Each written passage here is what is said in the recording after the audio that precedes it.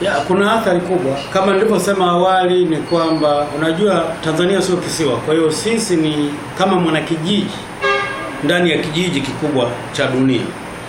Sasa kwenye kijiji, mwanakijiji mmoja uhusiano wake ukiharibika na wanakijiji wengine, kuna athari. Kwa mfano vijiji tulikuwa tunaenda kuomba hata moto kwa jirani, si ndio? Kwa kama msalimiani na jirani yako, maana yake hata siku moto kwako umezima, unaenda kuhitaji moto hutaupata. Kwa hiyo itabidi labda utumie nguvu kubwa sana, kama una ufundi wa kupekecha moto, uanze kupekecha moto wako. Sasa kupekecha itegemee, kama labda kuna hali ya ubichi, mvua imenyesha, uweze kupekecha moto. Kwa hiyo unaweza kujikuta umelala njaa kwa sababu tu ya mazingira ambayo yamekuwepo, kwamba huna mahusiano mema na jirani zako. Kwa sisi kama ambao wana vijiji wanaishi, hata taifa letu linategemea hivyo. Kuna mambo mengi sana ambayo tunategemea wahisani, tunashirikiana. Yaani kwa mfano hapo nazungumzia, kuna kwa mfano wanaochangia kwenye sekta kama ya afya. Kwa mfano kuna miradi mingi sana ya afya ambayo hela zinatoka kwa wahisani. Kwa maana yake mahusiano yakiisha itaathiriwa. Kuna hela nafikiri mpaka kwenye maeneo kama TASAF, kuna hela ambayo pia inatoka huko inaingia hapa. Lakini kuna miradi mingine ya maendeleo, hata kwenye miradi ya barabara unakuta kuna hela ambazo zingine za ndani za kwetu, kuna hela huwa zinatoka kwa wahisani. Tulikuwa kipindi cha nyuma hata umeme, kwa mfano ile MCT, Millennium Challenge Account, ambayo Marekani alikuwa anatoa hela nyingi kipindi cha nyuma kwa ajili ya mambo ya umeme vijijini. Kwa unakuta baada ya uchaguzi 2015 ile mambo yaliyotokea Zanzibar, alikuja akakata. Alipokata ili tuathiri, ili tuanze kutafuta source nyingine ya ndani, na ukitafuta nyingine maana kuna kitu utabana sehemu au tuwabebesha zaidi walipa kodi ili uweze kupambana na hiyo. Kwa hiyo changamoto kwa vyovyote vile ipo. Kwa kuna vitu vingi sana viweza kukwama. Na ninafikiri ndio maana naona serikali inachukua jitihada. Naona sasa hivi kina Profesa Kabudi, timu kubwa sasa hivi inazunguka mataifa mbalimbali, labda wanajaribu kurudisha mahusiano. Kwa sababu mwisho wa siku hauwezi kubeza nafasi ya jumuiya ya kimataifa. Mahusiano ya kimataifa ni kitu cha muhimu sana. Kila taifa, hata taifa ambalo lina uhalifu bado lingetamani liwe na mahusiano mazuri na dunia, kwa sababu kuna vitu vingi sana ambavyo tunategemeana. Ukibakia peke yako ni ngumu, lakini ukiacha hivyo msaada moja kwa moja, kuna sekta zingine zinaathirika. Kwa mfano tunafanya biashara na nchi za Ulaya, kwa mfano Marekani. Sisi tunapeleka mfano hapa kahawa yetu lazima tupeleke, wanunuzi wakubwa ni Ulaya, Marekani. Tunalima chai, itapelekwa huko. Watu wanalima sijui matunda, maparachichi, wanapeleka huko.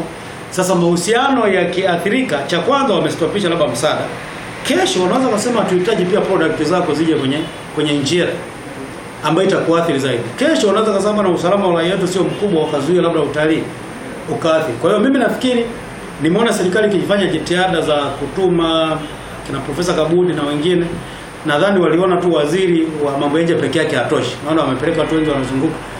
Nafikiri jitihada ni moja, jitihada ya muhimu, lakini haituondoe kwenye wajibu kwamba kile kilichosababisha tufike hapo lazima pia tukitazama, ili tusiweze kurudi kwenye mkwamo. Tuangalie katiba yetu na nini, lakini lazima tuweze kutengeneza mahusiano yetu ya kimataifa. Ile ni jambo la muhimu sana. Hata kama tutahitaji moja kwa moja msaada wa moja kwa moja, lakini bado tunahitaji uhusiano, kwa sababu kuna mambo mengi sana yatatokea ambayo hatuwezi tukaenda tukiwa peke yetu. Haiwezekani. Kwa ni kama kwenye kijiji, mtu atakayesema kwamba yeye anahitaji kukaa mwenyewe ashirikiane na kijiji wengine, anajidanganya tu, mbali ya kwenda kuwazima kuomba moto peke yake. Lakini kuna janga litatokea ambapo utahitaji wana kijiji utakao unasema unajitegemea mwenyewe. Je, ukifiwa utachimba kaburi na kuzika mwenyewe, bado utahitaji wengine. Kama taifa tukipata maafa mengine ambayo tutahitaji support, bado dunia tutahitaji. Kwa hiyo kuna vitu vingi sana ambavyo kama taifa tunahitaji. Kwa hiyo kujidanganya tu kusema kwamba sisi hatuhitaji kuweza tukakaa wenyewe ni kitu ambacho hakiwezekani. Kwa hiyo kwa vyovyote vile tunahitaji dunia kuliko ambavyo dunia inatuhitaji sisi. Kwa sababu dunia yenyewe na watu wengine wengi wapo, ina mataifa mengine. Kwa hiyo sisi tukijitoa bado yenyewe maisha yake yataendelea. Ila sisi tutakuja kusafa. Ina effect kubwa sana. Kwa ukipewa na baadaye sana kupelekea hata vikwazo. Ukipewa vikwazo utakuta tayari biashara yako itaathirika na sehemu nyingine. Lakini naamini taifa letu tutakufika huko, maana kuna hatua zinaendelea. Na mimi nisihi serikali yetu kwa kweli isiruhusu tukafika hatua ambayo ni ngumu kiasi hicho. Wenzetu kama Zimbabwe walipofika mvutano na jumuiya ya kimataifa, walifika mahala ili kununua mkate, thamani ya hela yao iliisha, unabeba kwenye mfuko hela, hali ikawa mbaya sana. Kwa hiyo sisi nafikiri ni vizuri kuchukua hatua hapa tulipo tuweze kurekebisha ili mambo yaweze kuendelea. Hatuwezi kushindana na dunia, kwa sababu sisi kwenye dunia ni kama tone tu kwenye bahari. Kwa hiyo kushindana ni kujidanganya. Kwa hiyo tunahitaji sana wenzetu katika dunia. Asante.